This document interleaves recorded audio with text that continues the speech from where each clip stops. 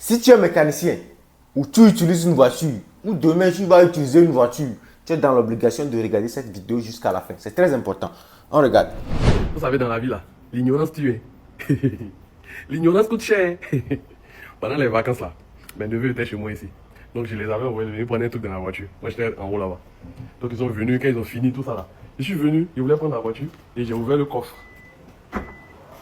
Le coffre est bloqué là. Ouais, non, le coffre est bloqué là. Donc, pour soulever là, ça se soulève plus automatiquement. Ils sont obligés de soulever la main pour mettre quelque chose à l'intérieur.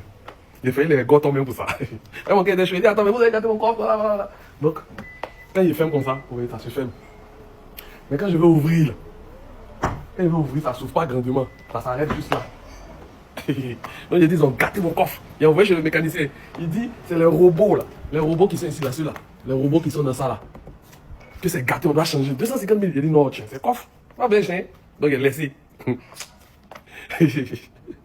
Le soir là, il est ici sur TikTok. Et puis il y a un gars qui donne astuce de voiture. Il monte un peu. Il dit, bon d'accord, il n'y a pas de souci. Attends, je vais venir appliquer ce qu'il dit. Donc il me dit, tu soulèves le coffre comme ça. Quand tu as soulevé, c'est bien ouvert comme ça là. Tu maintiens ce bouton là.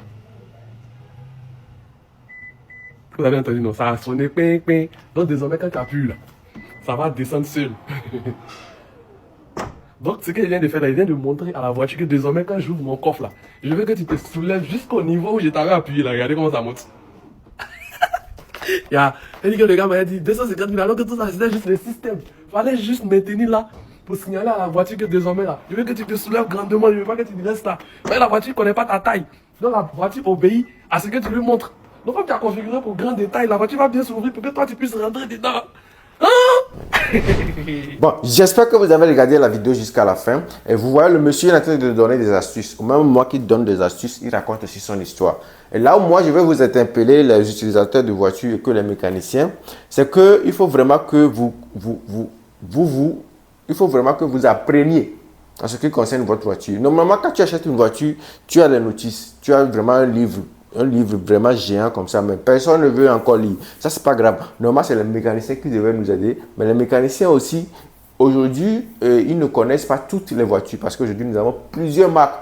Voilà. Normalement, chaque mécanicien doit être spécialisé, mais vu que surtout dans les pays sous-développés, il n'y a pas vraiment du boulot et tu es obligé de tout faire, tu es obligé de tout toucher. Donc, quand tu as le propriétaire, tu amènes la voiture chez le mécanicien, il se pourra qu'il connaît et il veut vraiment te mamailler, mais à des moments donnés, lui aussi ne sait pas.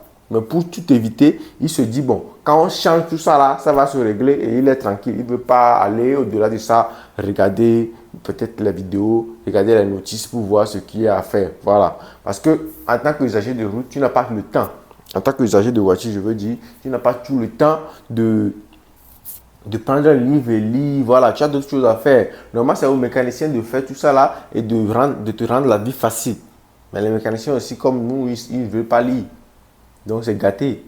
Aujourd'hui, nous sommes arrivés à un moment donné où les voitures, ça crée chaque temps avec des technologies incroyables. C'est vrai, c'est incroyable, mais est-ce que vous connaissez toutes les fonctionnalités de la voiture? C'est là le problème. Parce qu'il y a un petit souci.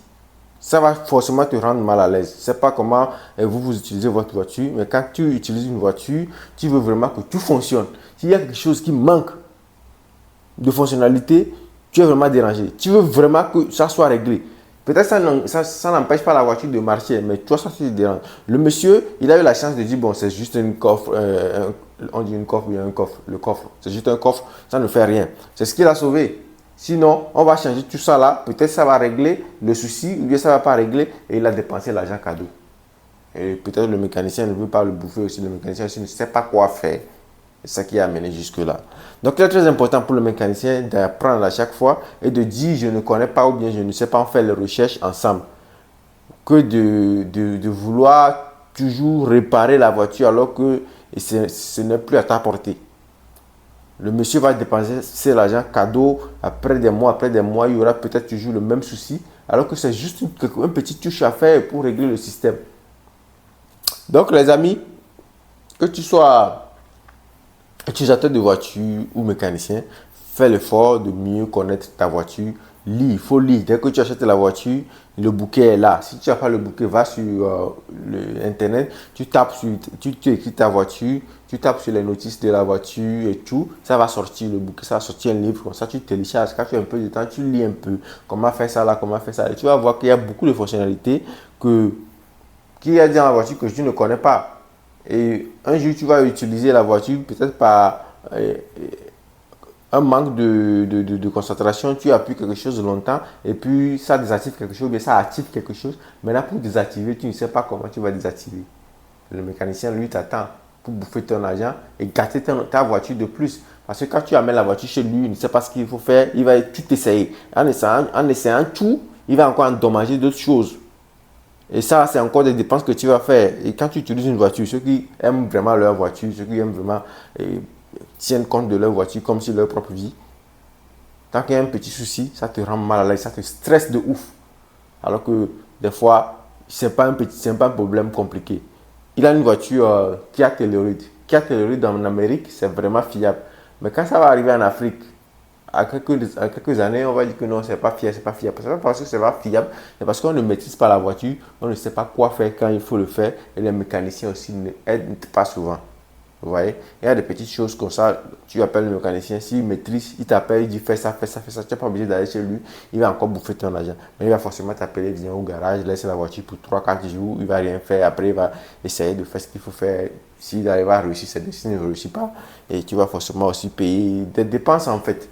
Donc c'est très important quand vous avez votre voiture, prenez les notices, lisez, comprenez la voiture en bonne et due forme. Là, quand il y a vraiment un problème, s'il faut changer les freins, changer l'huile si vous voulez, les petits trucs mécaniques, là vous amenez ça chez le mécanicien. Mais quand il y a les petites choses technologiques là, la majorité du temps, c'est toi-même qui peux le faire. Alors merci d'avoir suivi cette vidéo, on se prend la prochaine, ciao, bientôt.